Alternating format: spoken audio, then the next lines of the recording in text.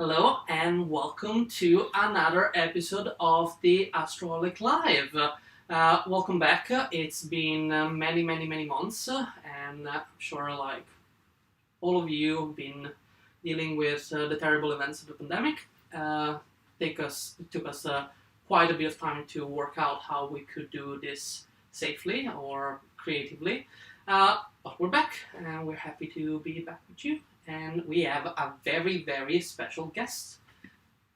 Kishon, want to introduce yourself?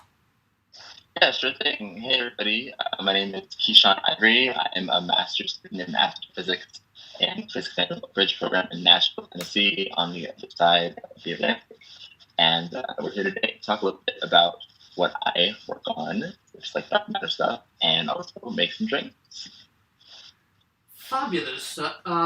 I am very low-tech, going to keep an eye on things. If you want to post things on the hashtag, on Twitter, or if you are on YouTube chats.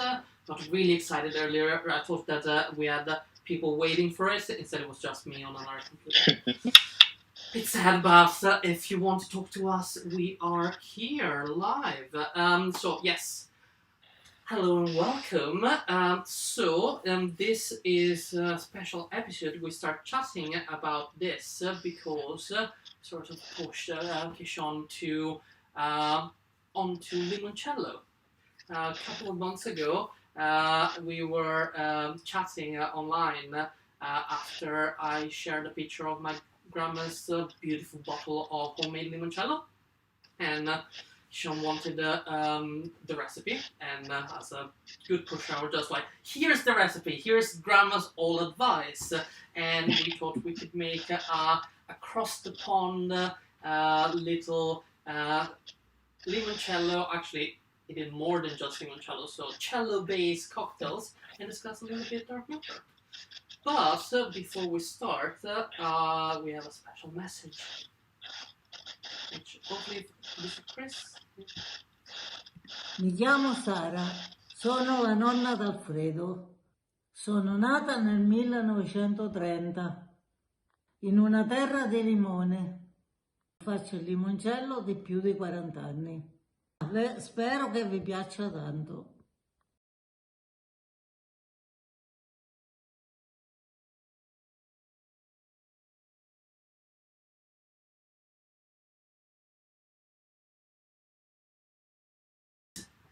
My limoncello, which I love that it says 95 volumes.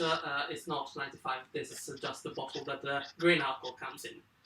So, shall we make our first cocktail? Yes, we shall. Okay, the first one of the evening is mine, and it's gonna be a shot, a double of limoncello. Sorry. Okay. I'm following you. Yes. So we're gonna do a double of limoncello. Is this a shaky one, or it's like? What? Sorry. Is this going to be shaken, or? No. It's just it's gonna be a stirred one. Gotcha. Yes. Then we're gonna have not even a full shot of triple sec. Okay. Then we have one shot of peach snap. Peach nuts, yeah. Okay. Okay. All right. And all of that is topped with some simple orange juice. Okay. Nice and easy. Sure, you have a much nicer orange juice than we have here. Honestly, no. This is like whatever was at the drugstore. Fair enough. I can tell you that I'm going to beat you with in terms of ice cubes. I don't know if you guys can see that I have my party ice cubes in it. Oh, you have nice eyes. So we give it a good stir, because otherwise the limoncello will be sinking at the bottom. And I I always come up with silly names for my cocktail twist. This is a K-star because K-stars are slightly more smaller than the sun, a little bit more stable, and they have a lovely orangey yellow color. So K-star. Brilliant. Okay, here we go. That's me. Cheers! Cheers! Actually, I need to... Oh, yes! In which direction, Producer Chris? This way? Okay. If we do it this way, we should work. Are we doing it right? Yay! It worked! Wonderful. And this is for Producer Chris. Thanks. I'm gonna make my own. So, shall we talk about dark matter? That is so good. Yes, we shall.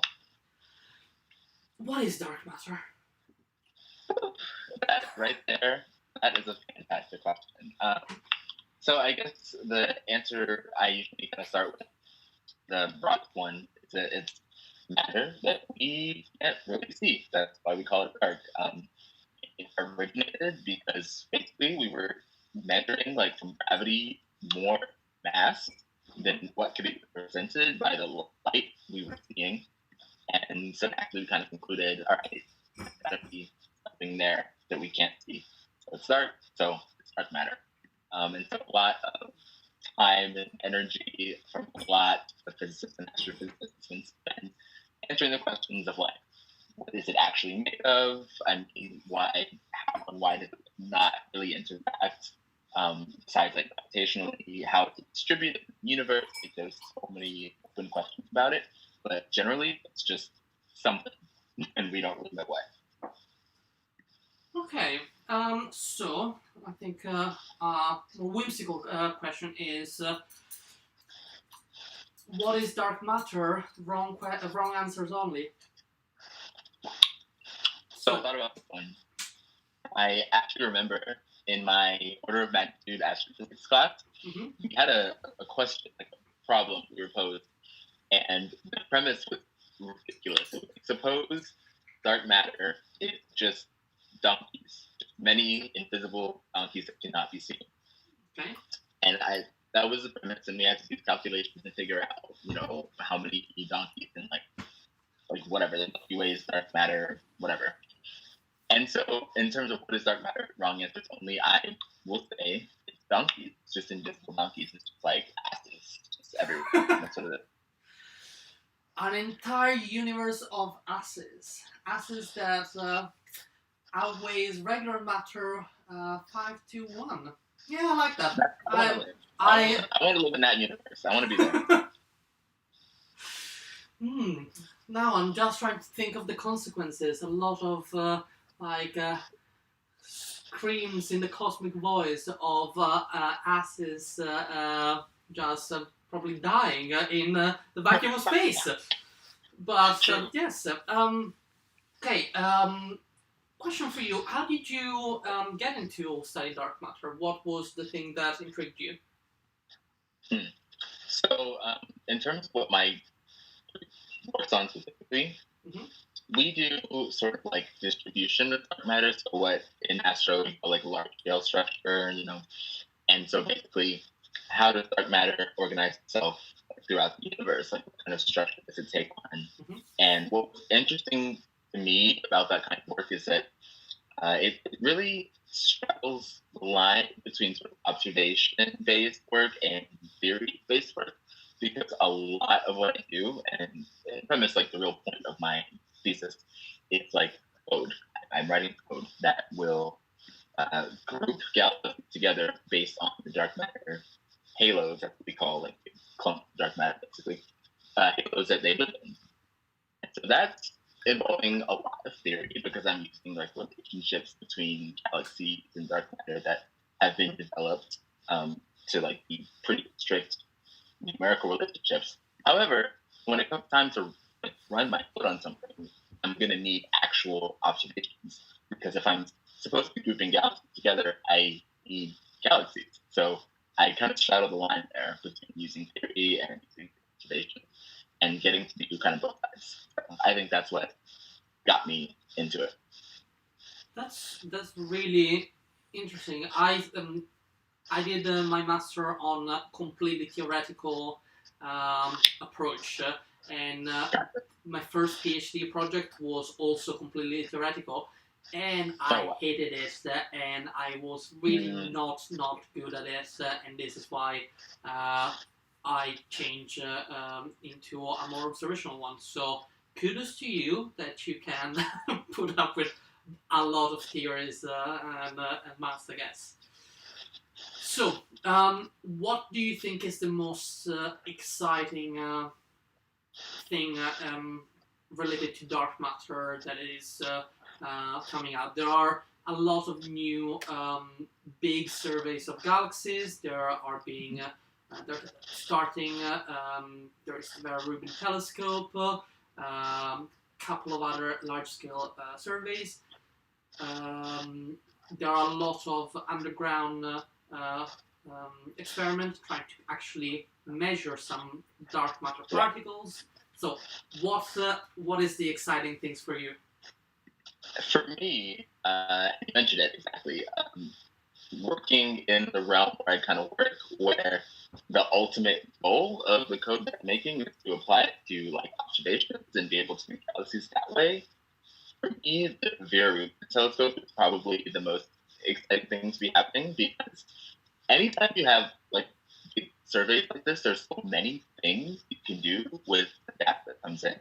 And so learning more about, again, like the distribution of matter, how to arrange itself in the universe, and for my own like sort of selfish goal of like, applying my code to that and seeing if we can get galaxy groups based on the dark matter halos they live in. Like, I am excited for that, like that input. So for me, Vera is like the big one. Yeah, I am. I'm really excited too, and I am very concerned about Mega Constellation. If any of our viewers follows me on Twitter, they will know that I absolutely loathe Mega Constellation satellite, because they're going to ruin astronomy and radio astronomy and making all of this extremely more difficult. But let's be hopeful that. I need to be an optimist, because otherwise it's just gonna be like need to go and bludgeon people to death. No, I'm not gonna bludgeon. In 2020, that's cool. Okay. What else? Maybe pushing on your buttons. How do we feel about MOND? So for our viewers, MOND is the major alternative to dark matter, which stands for Modified Newtonian Dynamics, which try to explain the various effects that we attribute to dark matter, which is yet to be discovered, to a new approach to gravity. So, MOND, thoughts? So, I don't have as much of like a sort of visceral, knee-jerk, like negative reaction to it as many people do. I understand it, right? I get why people react that way. For me, it's just funny, because dark matter is sort of like beautiful argument where we have built up all these years of like evidence where it just points in this one direction, and there's just so many wonderful ways to argue a case for dark matter. It's a really fantastic thing. Where, like, the more you learn about it, like the more you're like, wow, I see something that we didn't just say this. Like, this is something we've really come to after a long time.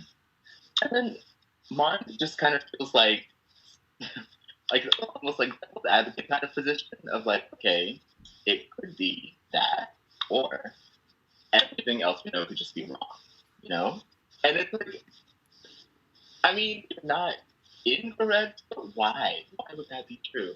And so it just kind of feels like something came in, and it's like, wouldn't it be funny if? And then that's like the whole thing. So I guess mine makes me laugh more than it makes me like angry. But for obvious reasons, I would really prefer that to be the right thing, because that's kind of my whole job. So it would be nice if it were with it. See, I absolutely feel the same as you when it comes to MOND. I never felt, to be honest, I worked on galaxies throughout my studies, but I never had to really use dark matter or dark energy in a way that was crucial to my PhD. It was just like, there is stuff that we don't know. Right. Everything I think still works. Whatever it is, ultimately dark matter, dark energy. But I always found, absolutely, as you said, that is devil advocate's position is like, what if there is no dark matter? What if there is no substance that we call dark matter? Then what? And they went with this explanation that makes sense. But I would say that I went and listened to a talk by actually a PhD student, one of our Prime STEM event at Oxford, and she was incredible. I literally like, oh, I'm gonna talk about Mon, and I was like, oh really? And then I was just like fascinated because her whole structure, she approaches so matter of fact on like dark matter could be quite possibly, very probably the correct explanation. But what if it's not? Like, if she really embraced this devil advocate and literally like, there is with Mon the fact that there is obviously we can make fun like, oh, you're just jiggling the equation until you fit things. But at the same time, they are saying we have such freedom that we are not thinking, oh, Einstein's relativity is the word of God, cannot be changed or anything. They're just like, we can change the equation that we assume are correct forever in a way that we can actually start thinking of other things in the universe. So I was And just it's nice to be reminded where our limits are. Like, it's nice, I feel, as scientists, to have to be reminded that, like, none of this stuff is fixed. Exactly.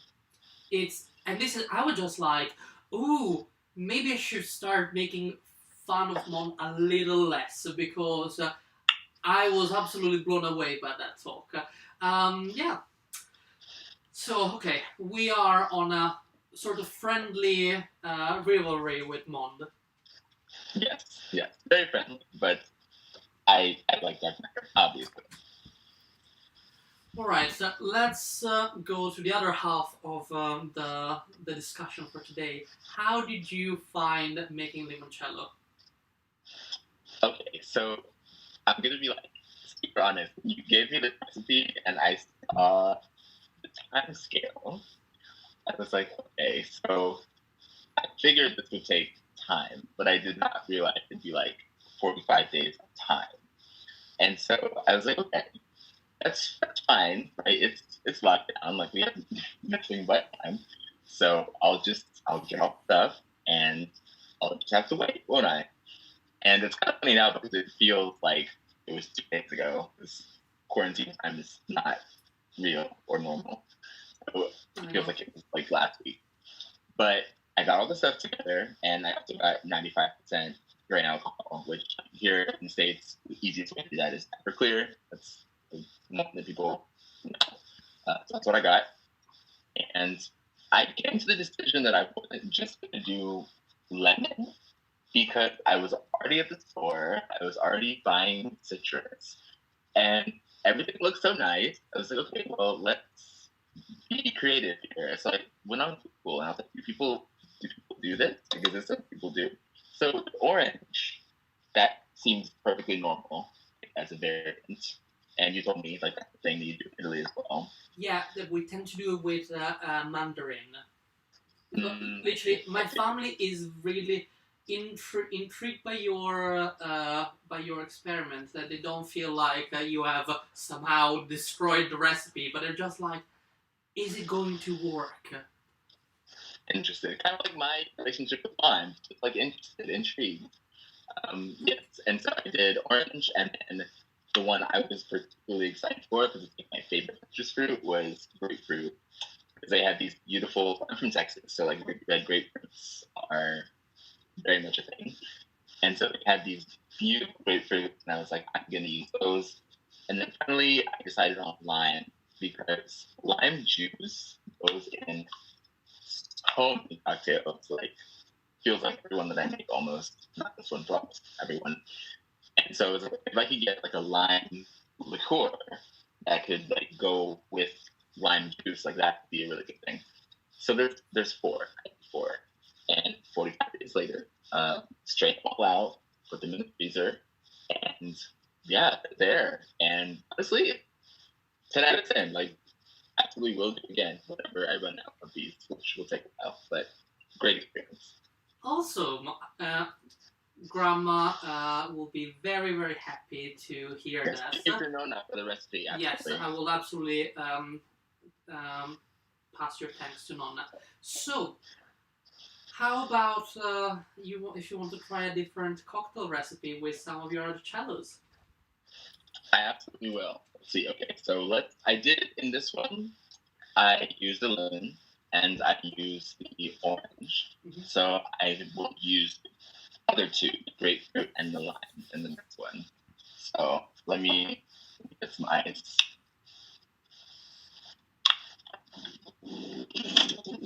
This is super exciting. So, my family is a bit split on the. They think that grapefruit will work well, but they were skeptical about the lime. Simply, if you don't know, to make limoncello, you need to peel the lemon and then leave the peels to sort of soak in almost pure alcohol for 13 days. And Grandma will want me to tell you in the dark. There cannot be any sunlight. I'm assuming there is a real photochemical reason for this. And something about that is the fact that it needs to be just the yellow, not the white. So the family was a bit concerned about how much you can get of peel from the lime. But my argument is probably in the US you get much better quality limes compared to what we get after many weeks importing them in Europe. So the limes are fairly juicy. This is true. I find that I like to squeeze them and make sure that the juice packs are, when I roll them, they will actually burst. Okay, so awesome. This is what am I calling this? I'll call it something. Okay. No pressure. You don't have to create anything. You don't have to name it yet. Names. Okay, so I'll start with mice, I guess. So I was thinking about one of my favorite cocktails normally, which is a Paloma, which is like tequila and soda and grapefruit juice, lime juice. Mm-hmm. And I figured, why not just sub the grapefruit juice with my grapefruit here, and then for the lime, I have fresh lime, and I'm gonna pick it up with my lime here. So, and then instead of tequila, I don't know, I have this thing where, if you follow me on Twitter, you probably know I really like mezcal. So, I'm always substituting it, because it's me, it's got this smokiness that's unbeatable. So, we can start with the mezcal. Let's do there's a lot of booze here, so let's do an ounce. I think that is an excellent choice. I haven't had mezcal in ages. Really? Yeah, it's not super common here.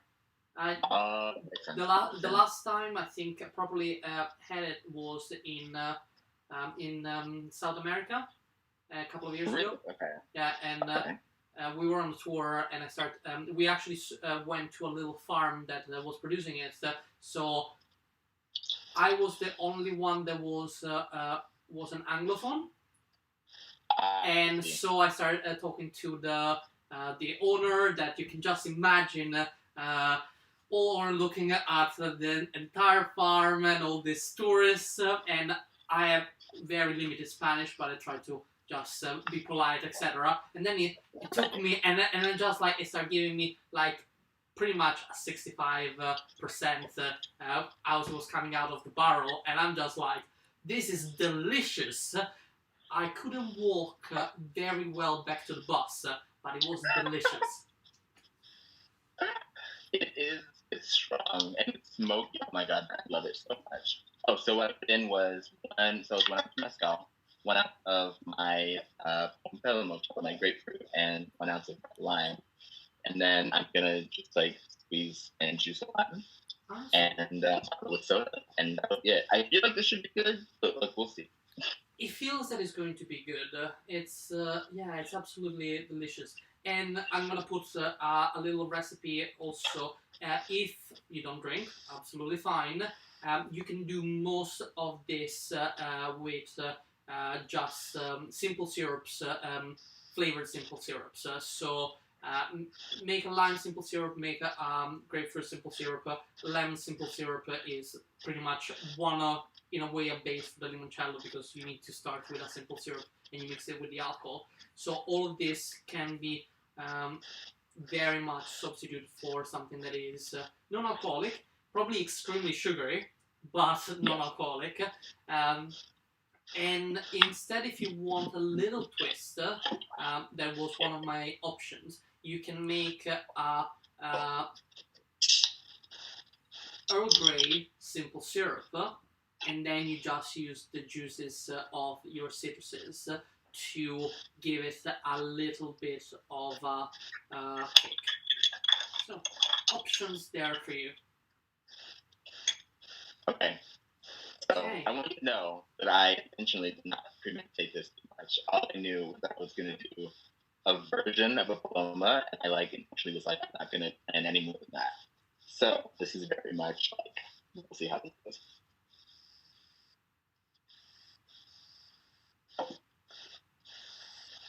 Okay, yeah.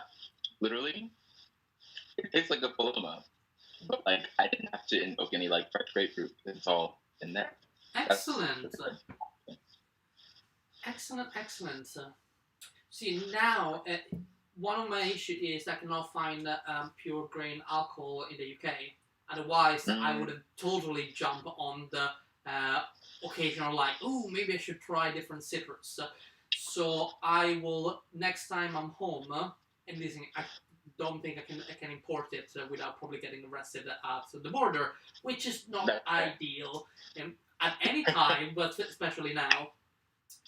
So I might pretty much just start it for my family and then just force my mom to finish all my citrus experiments.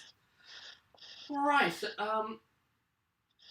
Have you got any more thing you want to discuss regarding dark matter?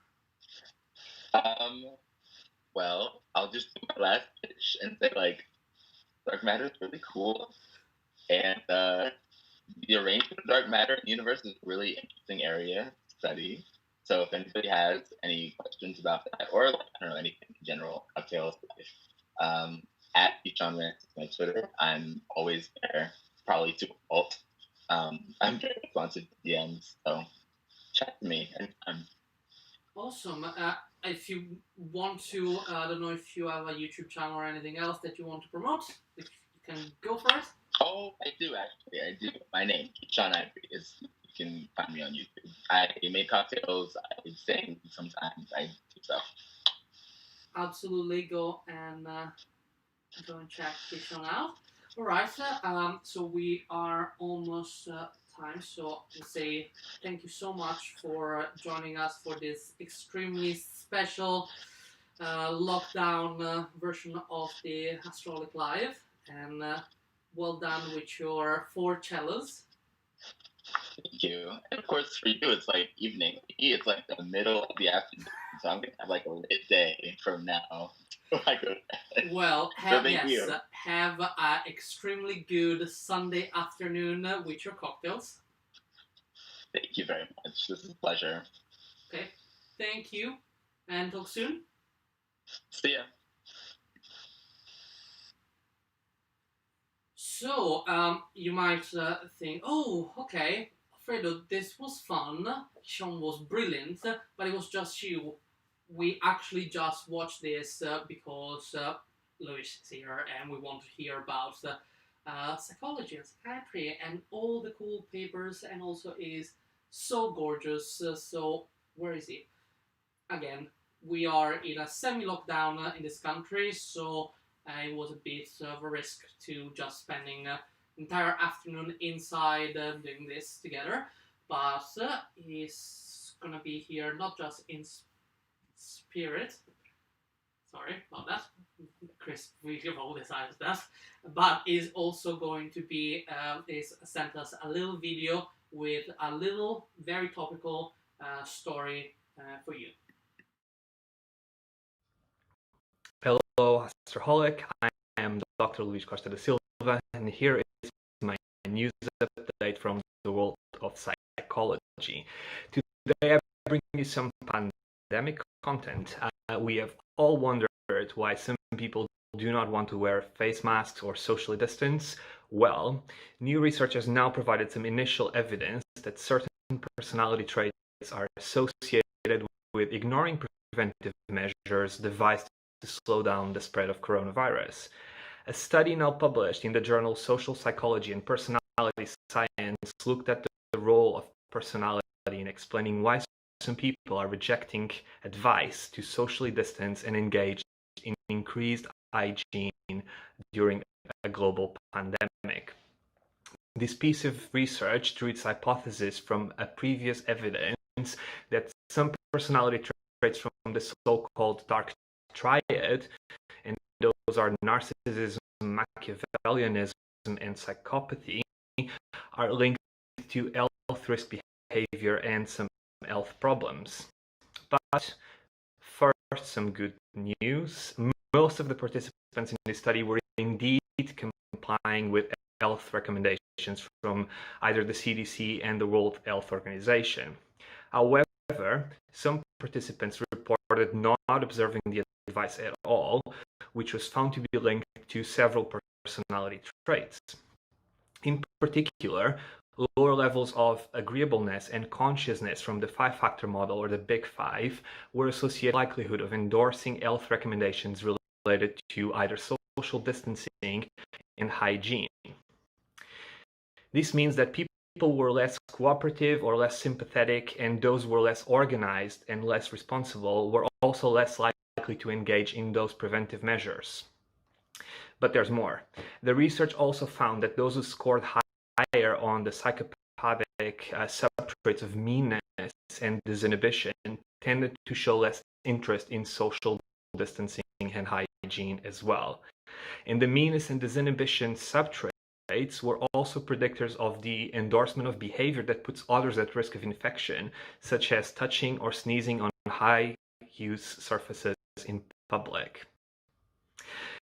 And although the study has some limitations that are worth noting, and by no means this implies that everyone who fails to comply with health measures have these personality traits, it also highlights that personality may be relevant to epidemiology and public health communication in the context of a highly contagious disease, which of course strengthens the importance of psychology and behavior when it comes to prevention and management of health problems. And that's all from me. I hope you all have a great evening with the Astroholic, and don't forget to wear a mask.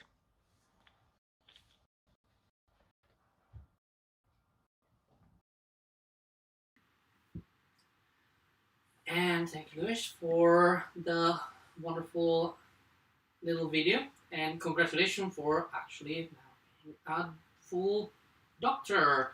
So we hope that soon we'll be able to have you back next to me, and we can actually have a proper celebration with some good cocktails.